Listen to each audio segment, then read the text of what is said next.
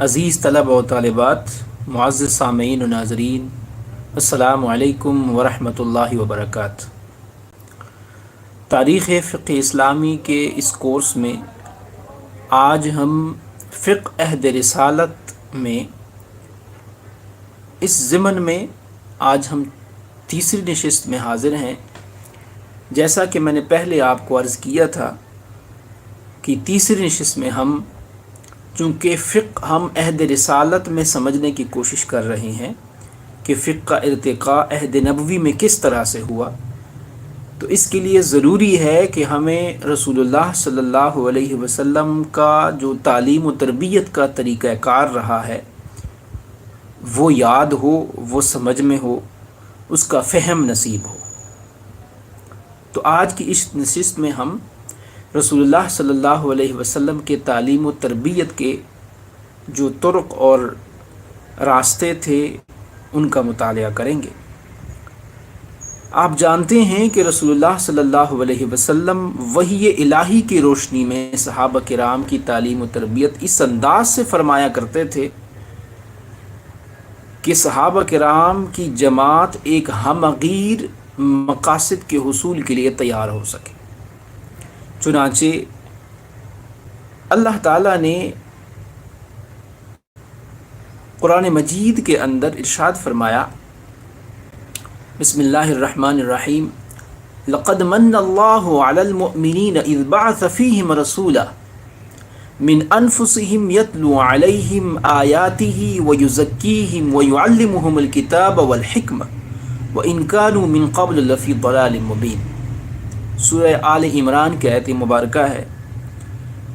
اس آیت مبارکہ پر اگر ہم غور کرتے ہیں تو اس سے رسول اللہ صلی اللہ علیہ وسلم کے تعلیم و تربیت کے جو طریقے تھے، جو اسلوب تھے، وہ ہمیں سمجھ میں آتے ہیں۔ تو آئیے دیکھتے ہیں۔ اللہ تعالیٰ فرماتے ہیں کہ بلا شبہ میں نے مومنین کے اوپر یہ احسان کیا کہ انہی میں سے ایک پیغمبر بھیجا ان کے پاس، اور وہ کیا کرتے تھے؟ وہ اللہ رب العزت کی آیات کو پڑھ پڑھ کر سناتے تھے۔ اور اللہ فرماتے ہیں یہ پیغمبر علیہ السلام ان کو پاک و صاف کرتے ہیں، ان کو کتاب و دانائی عقل و شعور کی تعلیم دیتے ہیں، اور بلا شبہ اس سے پہلے یہ لوگ کھلی گمراہی میں تھے۔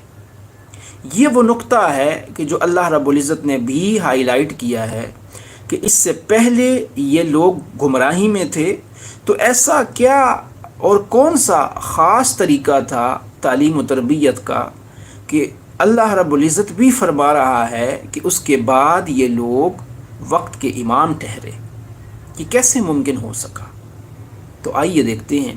اگر ہم اس آیت مبارکہ پر غور کرتے ہیں تو رسول اللہ صلی اللہ علیہ وسلم کے اسلوب سمجھ میں آتے ہیں۔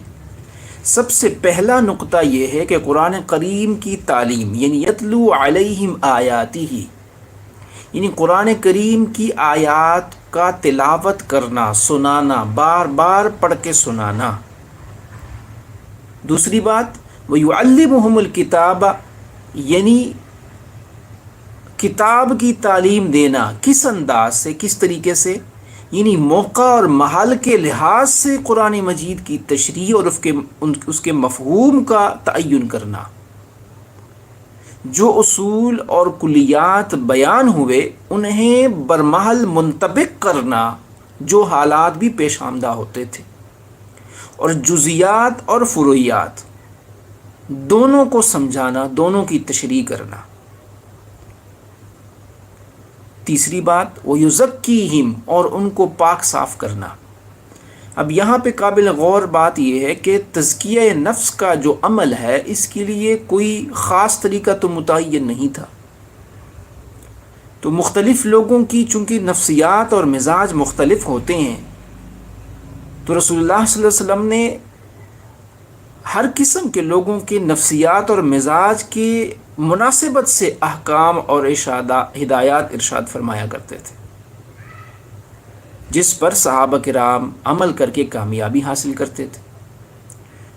رسول اللہ صلی اللہ علیہ وسلم کی صحبت اور تعلیم و تربیت کا جو اثر تھا وہ اسلامی معاشرتی زندگی کے جو تقاضے اور مطالبے ہوتے ہیں اس میں اس قدر مؤثر تھا کہ انہی پیرائے پہ عمل کرتے ہوئے صحابہ کرام کا جو زندگی کا زاویہ تھا وہ یکسر مختلف ہو گیا.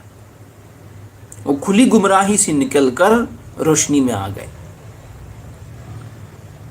سامعین دی قدر، جو چوتھا اسلوب اس آیت مبارکہ سے ہمیں سمجھ میں آتا ہے وہ یہ ہے کہ تعلیم و تربیت سے ایک ایسی جماعت تیار کرنا مقصود تھا جو نبوت کے فرائض کی تکمیل کر سکے اور اس کا مسلسل ارتقاء جاری رکھ سکے، اس کی ترویج کو جاری رکھ سکے.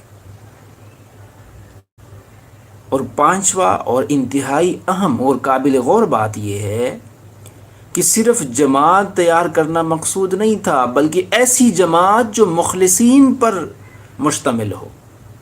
یہ ایک انتہائی اہم ٹرم ہے جو رسول اللہ صلی اللہ علیہ وسلم کی تعلیم و تربیت کے حوالے سے استعمال کی جاتی ہے. بہت سارے صوفیاء کرام اور ایون محدثین نے بھی اس کے اوپر کلام کیا ہے. آنے والی نشستوں میں انشاءاللہ ہم اس کو مزید سمجھیں گے.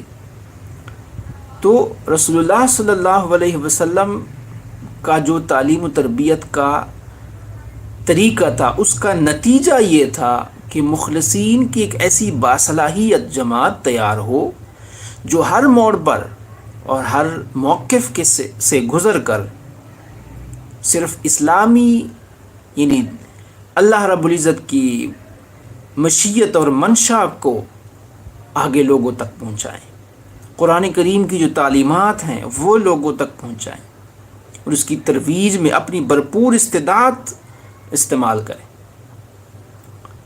صحابہ کرام رسول اللہ صلی اللہ علیہ وسلم سے چونکہ قرآن مجید کی تعلیم حاصل کرتے تھے، جس میں سب سے اہم تو قرآن مجید کا یاد کرنا، پڑھنا، سمجھنا اور عمل کرنا یہ سب شامل تھا. لیکن سمجھ کیسے آتی تھی؟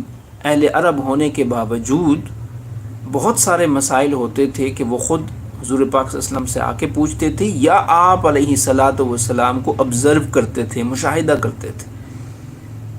جیسے قرآن مجید میں ہے اقیم الصلاۃ، نماز قائم کرو، لیکن کس طریقے سے پڑھیں؟ اہل عرب ہونے کے باوجود اس چیز کی تشریح درکار تھی. تو حضور اسلام نے فرمایا صلو کما رأیتمونی اصلی، ایسے پڑھیں جیسے مجھے پڑھتے ہوئے دیکھتے ہو. تو رسول اللہ صلی اللہ علیہ وسلم کی قولی اور فعلی تشریحات سے استفادہ کیا جاتا تھا.